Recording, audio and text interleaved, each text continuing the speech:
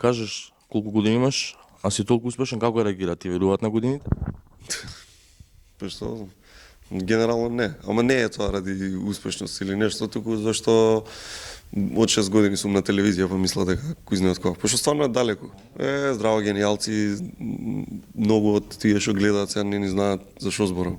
Може би беше еден на младите уредници на емисии беше ти во времето на еден беше уредник на Ексклузив, колку години имаше тогаш? Значи, ако е тоа пред некој има 5-6 години, па ако има 5-6 сум имал 21 на 2. Си бил уредник на емисии. Па така сакал Господ. Почна со глума као детете. Да. Па највише од големи и мали. Да. Дима такси. Кажи ми колку ти помага глумата у ова што правиш денес? Многу да ти кажам. Многу. Општо целото тоа не само глумата, него и тоа што растев со глумци постари, знаеш, што ме научија на телевизија, камера, бидејќи ние снимавме во студија, тие серии се генерално снимани во студија, освен големи и мали што е екстериерно и други некои погрешно време и така натаму, ама тие умни глави, здраво гениалци, дали како што, ако се сеќаш, тие све беа студиски и тука учиш многу работи, што сега ти се онака можеби не сум ни свесен дека сум ги научил тогаш, ама ми помагаат на милион начини сега и дури ги согледувам тек кога ќе дојде некој што не е толку, да речам, искусен со камери и си викаш ти, и мене ми доаѓа ова природно, ама кога ќе се прашаш зошто, тоа е поради цело детство поминато умето.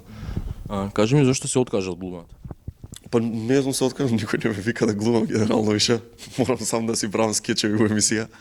Не, генерално тоа е тоа, знаеш, детско драмско студио заврши кога одиш во средно, знаеш, ти завршува, така беше тогаш. Зошто не продолжи?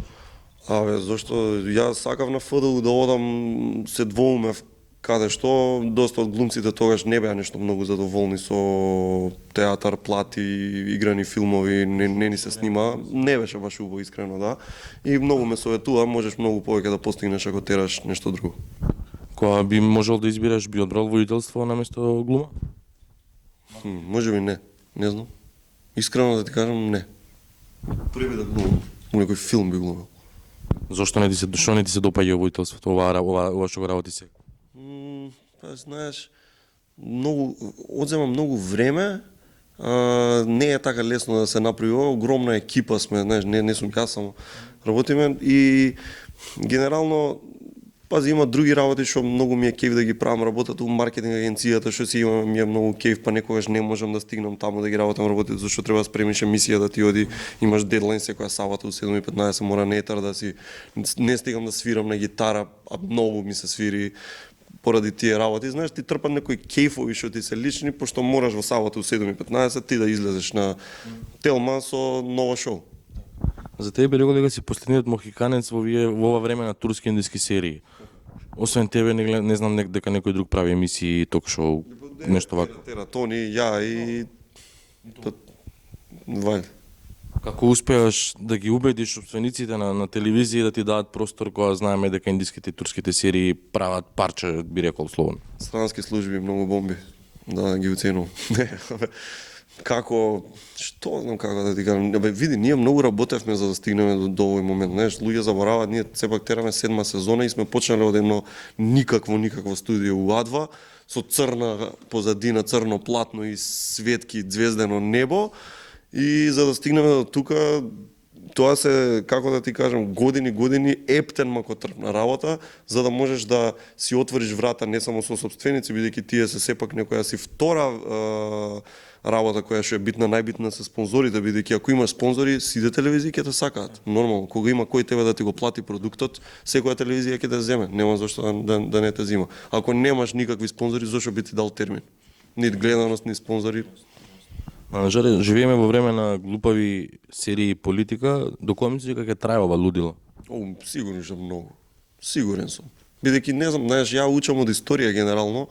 Ова работа си тера долго време, не од вчера, не дека било нешто поинакво во време кога пример Џамбазов водел дневна соба пред десетинци, не знам колку таму 15 можда години.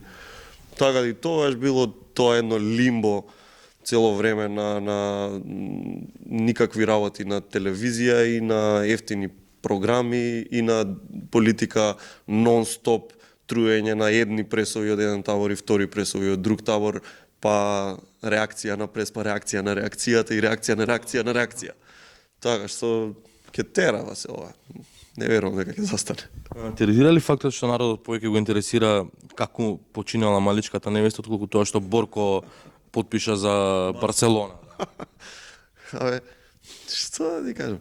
Малце без везе, знаеш што е многу битно во овој бизнис? Да имаш правовремени информации. Ние, да речеме, правиме 2 пати месечно, работиме истражувања само за емисијата на некои си од прилика 700 до 1000 испитаници. 2 пати, значи, во една сезона.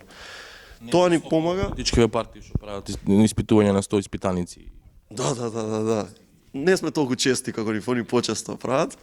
Ние 2 пати годишно чисто да опипаме пулс. Зошто ти го кажувам ова, бидејќи ако тераш, така ние порано сме работеле. Она што ние сме мислеле дека е гледливо или што сме мислеле дека сака публика, испаднало дека не е така. Знаеш, многу е без везе кога твоето окружување, например, сега ти ми го кажеш, ја жими се ти кажам, прв пат слушам дека малечкава невеста умрела и многу ми е гревата и жал, знаеш. Ние дури се зезавме со малечката невеста во емисија. Кјути, може би зашто сме се зезале. Но, само да ти кажам, мислам, ете, например, дека никој тоа не го знае, а еве да ти било топ вест. Значи, не треба никогаш да се водиш од тоа што ти мислиш и тоа што твоите другари и роднини мислат, него буквално треба да го опипуваш пулсот. Да, и за тоа е една од причините зашто сме голема екипа, зашто не треба да биде само жаре што сака и што мисли дека е правилно. Што сака да гледа народов? Народ сака да гледа вака, значи, конкретно за ток-шоу ќе ти кажам. Значи, гостин треба да биде добар, ја тоа го викам сторителер, раскажувач на приказни, буквално во превод. Значи, треба да го држи вниманието со динамика на приказните. Значи, да ми раскаже убава приказна од детство, кафанска приказна. Значи, работа што би ти ја кажал кога ќе седна со тебе на ракија. Да рече, знаеш што ми се деси вчера. Значи, тоа го сака. Да, сака да има секогаш нешто, мала некоја пикантерија. Или трач, или нешто тажно, знаеш, некој момент на разголување, некакво, знаеш, некој да... дали да си каже некоја мака, тоа од прилика ги интересира луѓе секогаш, бидејќи препоставам не дека тоа е некаков си садизам, него тоа е relatable. Значи, јас кога го гледам човекот, гледам дека и тој ги има истите проблеми како мене и си се осеќам како да ми е другар иако него ни познавам. Така да, генерално тие две работи и интересно, него интересира многу актуелност. Знаеш, ние што работиме медиуми и ти сигурно вас го имаш истото, мора да си актуелен, мора нели дента да биде тоа да се збори. Нашиве истражувања покажале дека не ги интересира толку актуелност колку содржината. Ако си ми смешен и интересен, ќе те гледам без разлика дали збориш за најновата пресконференција на СЈО или ми збориш за Љупчо, што правил 99. Жаре, во твоите емисии гостувале музичари, актери, спортисти, меѓутоа политичар мислам дека до сега немало. Слабо. Зошто? Знаеш, гостувал само неден Бучковски има гостувано после премиерска функција. Зошто? Зашто премногу време, не сме ги ни канели, искрено да ти кажам. Премногу време им се посветува на сите други програми и сега ако и ја и тука им дадам некои си 40 минути да зборат, знаеш тоа, сега ќе ти цитирам еден од газдиве, ајде да не кажам кој на телевизија, вели политичар ако гостува 40 минути негде, тоа е малтене ЕПП негово. Значи тоа е, он си тера пропаганда. Па сега за таа пропаганда на некој начин треба он да плати во телевизијата, знаеш. И не е фер ток-шоуата да ги прават звезди и слично, знаеш, бидејќи ние конкретно еден секогаш имала за цел звезда да е гостинот. Ако ги гледаат, јас се надевам има фанови што не следат долго. Ја не се трудам никогаш да бидам над гостинот, нормално има шеги, закачки на моја, на негова сметка и слично, ама секогаш на крај на емисијата ти да имаш позитивно чувство за гостинот и да речеш, каков цар е овој. Тоа секогаш ми било целта. Не ќе да ги правам цареви политичарите. Кој е критериумот за одбереш гости? Што треба да понуди он за тебе да биде гостин кај тебе во емисија? Генерално да има добра приказка да раскаже. Генерално тоа. Значи, ова што ти го кажав и секако, и ако се брои во моментот за него, пример, Борко сега е со Барселона, Борко ќе биде гостин у една од наредните емисии да збориме баш за Барса. Жоре, кој ти бил најкомплициран гостин до сега? Ова прашање многу ми го поставиле. Не знам, знаеш зашто не знам. Со секој јас кога правам интервју, со секој седнувам, ева како ја и ти Васе. Значи си седнуваме едно пола саат и си го чешламе целото интервју. Така што кога ќе дојде момент на снимање, ние знаеме веќе што ќе збориме. Сега можеби тоа делува фејкерски пред народ, ама така се прави професионална телевизија и тоа нема што да бегаме. Ти гостувале наши звезди и звезди од соседството. Со кој е полесно се направи добра емисија? Кој е Многу подобро е што поголема звезда. Пази, тука ги ставам и нашите. Значи Џамбазов како мега звезда, Коцев, тоа се луѓе кои што ја ги ставам во ранг со буквално Бјело Грлич и Владо Ѓоргиев и што ти ја знам кои таму што се најголеми на Балканот. Што поголема звезда, толку подобро у секој аспект, у секој аспект. Никакви ни барања, ни нешто да прашуваат премногу, едноставно доаѓа и си ужива човекот. И после тоа ти вика кај ќе идеме на пиво. Кој е поискрен, нашиве или звездиве од соседството? Види, многу е битно да знаат шоу бизнис.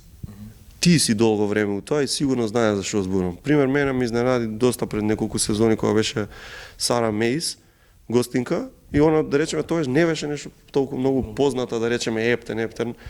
Знаеш, она, фала Богу, има многу фурни да јаде за да ги стигне се овие што ги кажувам и денеска, но алал нека ја бидејќи се покаже дека знае шоу бизнис. Тоа претпоставуваме тоа што живеело у Бугарија, конкретно сега за неа ако збориме, значи многу е битно да знаеш шоу бизнис, да знаеш дека тука ќе дојдеш, емисијата ќе те направи тебе, ќе ти испочитува максимално и ќе бидеш ти супер представен пред публиката, но за возраст дека треба нешто да даеш.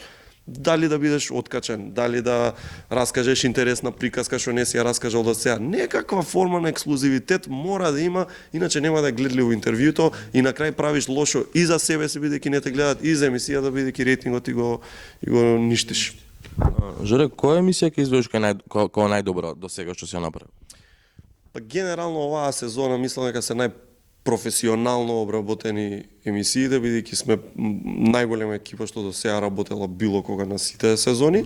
Од година во година се е поголемо и поголемо тоа, идна година уште ќе биде поголемо, уште од сега ние знаеме, знаеш, тоа е еден мал луксус што може да си го дозволиме бидејќи имаме партнери кои долги години ни се соработници во емисијата, така што уште од сега знаеме ние дека сме покриени на тој план и за 8-ма сезона, така да можеме да си правиме планови.